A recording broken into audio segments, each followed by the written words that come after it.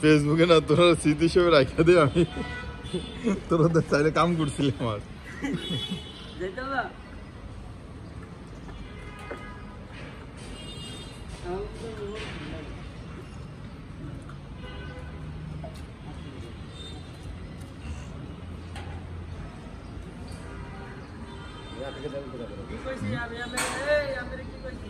এটা হলে কেন 30-30 রাখবা সাইডে নিচে গভীরে যাই বললো তোমার 23 ইঞ্চি ডাউনে থাকবো সিসি থেকে সিসি 3 ইঞ্চি 10 ইঞ্চি থাকবো